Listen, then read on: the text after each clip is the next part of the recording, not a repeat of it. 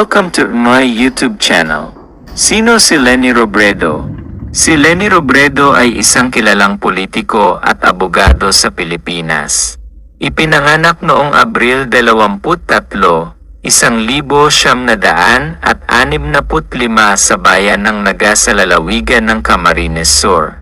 Siya ay lumaki sa isang pamilyang may mahabang kasaysayan ng serbisyo publiko, mas lalo na sa larangan ng legal at pampulitikang gawain.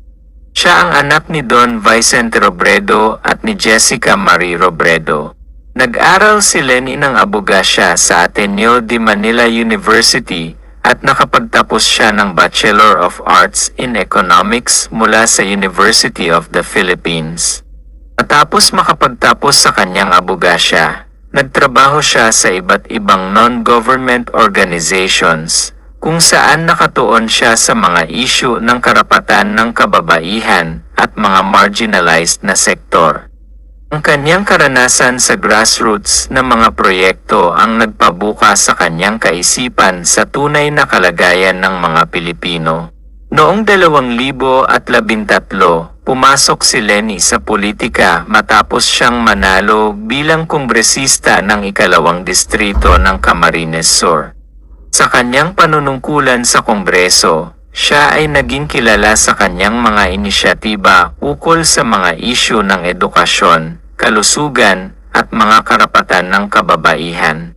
Siya rin ang naging bahagi ng mga komite na nakatuon sa pagpapaunlad ng mga pulisiya na makakatulong sa mga nangangailangan. Noong 2016 siya ay nahalal bilang Vice-Presidente ng Pilipinas sa ilalim ng administrasyon ni Pangulong Rodrigo Duterte.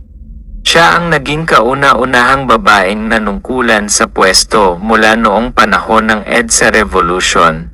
At siya rin ang kauna-unahang Vice-Presidente na hindi mula sa partido ng nagiging Pangulo.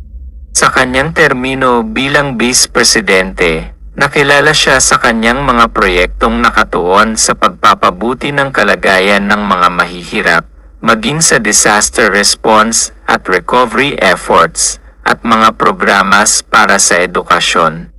Sa kabila ng kanyang mga tagumpay, nakaranas siya ng mga hamon mula sa kanyang mga kritiko, lalo na mula sa mga taga-suporta ng Administrasyong Duterte.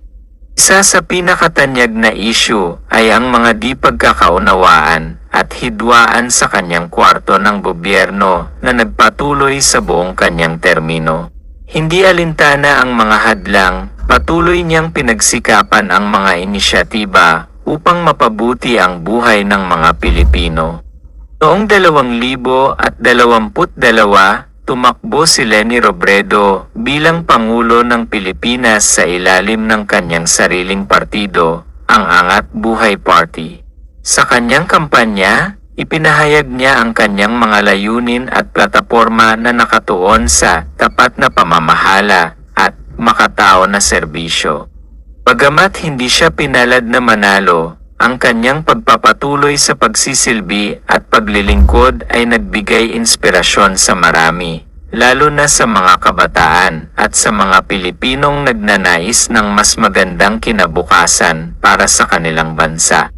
Si Leni Robredo ay isang simbolo ng dedikasyon at pagmamahal sa bayan, na patuloy na nag-uudyok sa mga Pilipino na magkaisa at magtulungan para sa mas magandang kinabukasan. Thank you for watching.